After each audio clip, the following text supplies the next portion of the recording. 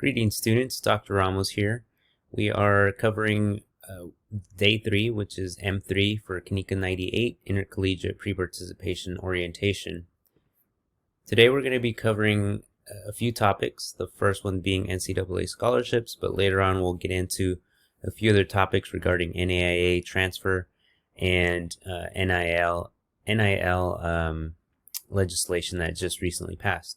So first, to get us started regarding NCAA scholarship, the NCAA determines the maximum number of scholarships that an institution can award.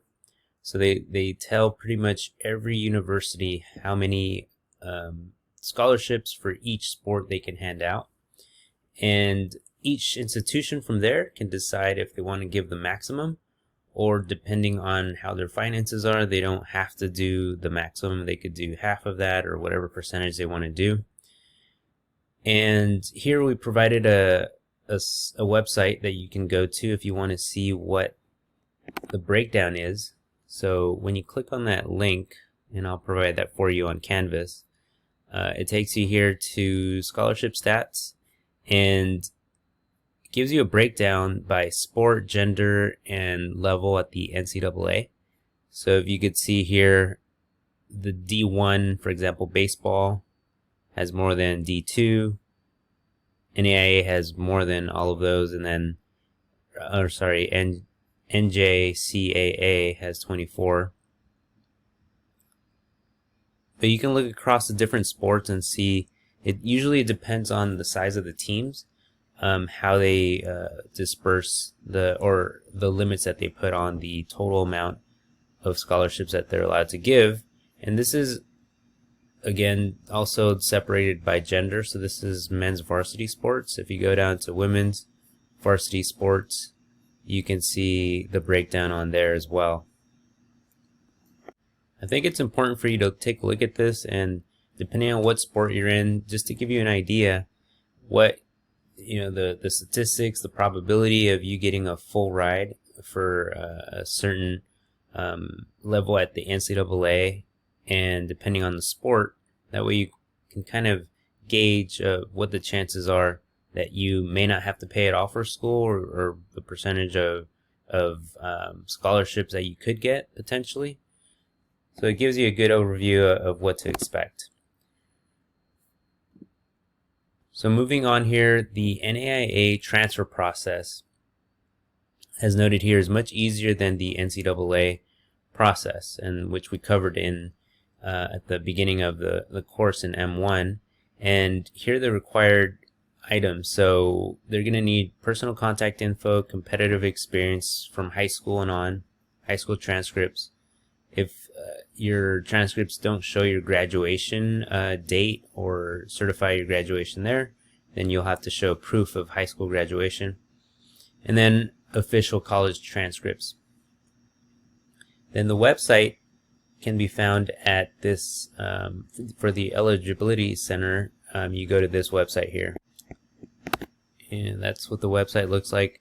So the first thing you got to do is give them your email, and then you can start your registration process. But again, it's pretty simple, pretty straightforward. It's not as convoluted as the NCAA process.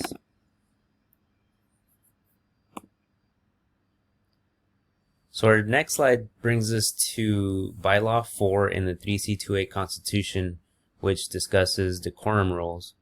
And at DVC, there's a certain there's a level of expectation that we have for all of our student athletes, and we expect them to abide by all of these rules, because we know that you're not only representing yourself, but you're also representing the institution. So in Bylaw 4, it talks about all of the playing rules for all sanctioned intercollegiate sports. So it'll pretty much give a layout of all the different rules for each individual sport. And from there, on pages 129 to 131 on that bylaw, it gets into the specific decorum rules. So I'll show you right now what that looks like. So on Bylaw 4, if you look at the definition, decorum is the 3C28 code of behavior for all participants in sponsored athletic events. For the purpose of this policy, the following definitions apply.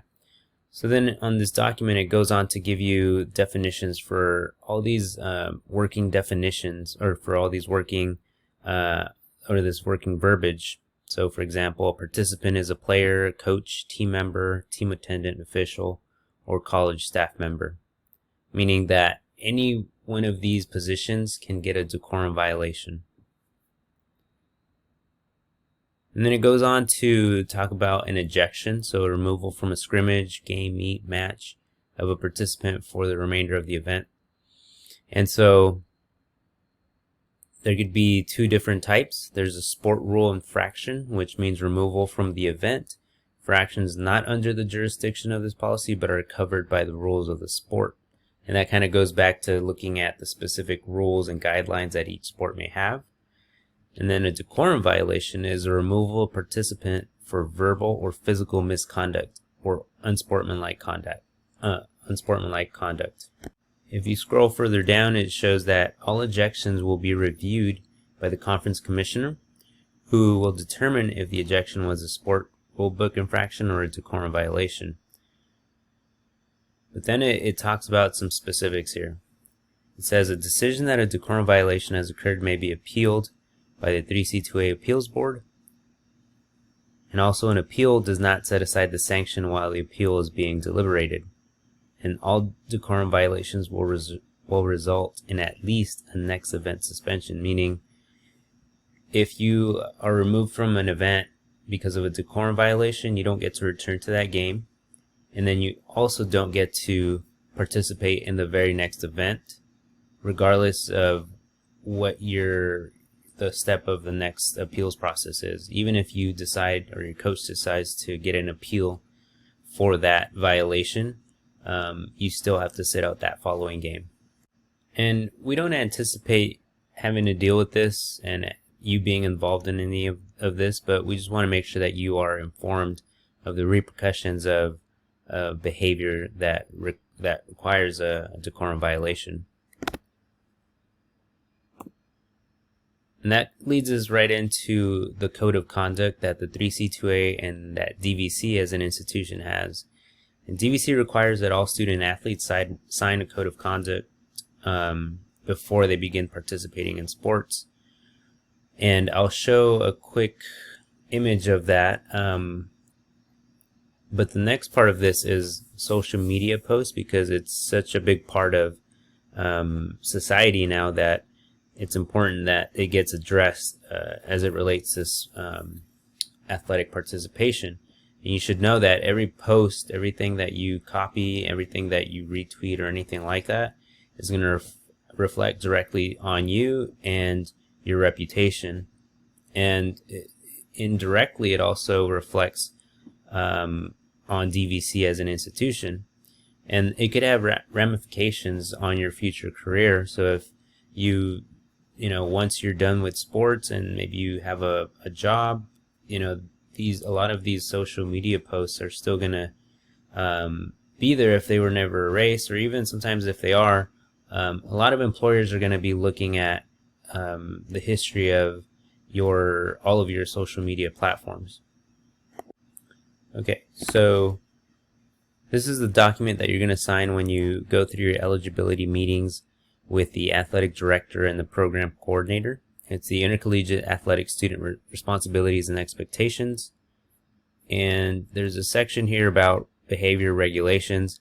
And this is essentially where you're signing off that you're going to abide by the student code of conduct and that you are going to abide by Big 8 rules, 3C2A rules, civil laws, and that in essence you're representing the athletics department in everything that you do when you're competing. Okay, so moving on to our next slide here. We're talking about multi-campus districts and sports. And in the 4CD, or the Contra Costa Community College District, there's 3 campuses, or 3 colleges: DVC, LMC, and CCC. And you can take more than one course, or you can take a course in more than one campus.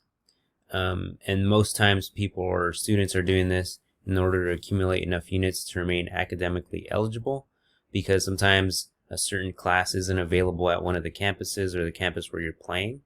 So it makes it convenient to be able to take, classes that you need to fulfill your GEs and eventually fulfill your degree, that you're able to do that with multiple campuses available to you. So the only caveat to that is if you plan to transfer, let's say you're planning to go ahead and move over to and start playing at a different campus within the same district, the transfer rules within the district still apply. All right, so moving on to traditional versus non-traditional seasons, or NTS. In Bylaw 3 of the 3C2A Constitution, it discusses contests and seasons of each sport. So it gives you a layout of what each sports season looks like and the number of contests and when they begin and end. Gives you a in-depth look at all of that. But then in pages 96 through 105, it gives you a layout of each sport-specific NTS season, which we're going to take a look at right now. So here you can see that it starts off with all of the fall sports, and it tells you when practices and scrimmages may begin, when actual games begin, when conference competition ends, and then finally when post-conference competition ends as well. And all of each sports season has to fit within that time frame. And that's why a lot of the times when we have interruptions within the season, like when we have wildfires, smoke, any kind of natural disasters during the pandemic, it makes it very difficult to keep that schedule, and certain competitions can't be made up because of that. But if at all possible, a competition is canceled, it will most likely be rescheduled, usually within a very short time frame. But here you can kind of see a good overview of the beginning and end of a full season. And moving further down this document, we get to the NTS part of the chart, and it gives you the beginning and end dates for each sport that has an NTS season, and it tells you how many dates or competition dates they have within that time frame. Something new that just occurred was that football there was legislation passed that allows football to have an NTS season now in the spring, which will allow them to have padded practices and intra-squad scrimmages as well. Okay, we get to the final new piece of legislation that just passed, which is regarding name, image, and likeness. And in Bylaw 1, you'll see these changes coming up this next year. But essentially what it means is there's a few things. Student athletes must retain their amateur status to compete in a certain college. Full-time students cannot be compensated by the college, so they can't be paid by colleges. And then third is that student athletes may be compensated by outside entities for NIL activities. So let me show you what the actual document states. So the first part of this document, which you'll have access to, talks about the first 2 points that I made. But then further down here, it talks about what compensation students can get. And so it says, student institutions are prohibited from providing a prospective or current student athlete with compensation in relation to student athlete's name, image, likeness, or athletic reputation. But it says student athletes may use institutional marks with institutional approval as allowed by the institution. C, it says sell their personal team-related merchandise provided to them by their institution. They may hire a professional service provider to advise and represent student athletes in developing, managing NIL opportunities. So that's huge for student athletes as they try to make income during the time that they're still in school. So that's a big bonus for student athletes. So the last document I wanted to show here was the NIL disclosure form, which has to be filled out for each activity that the student athlete is going to participate in to make income or be compensated for. So that's going to be really important. and it's going to be available to you on Canvas.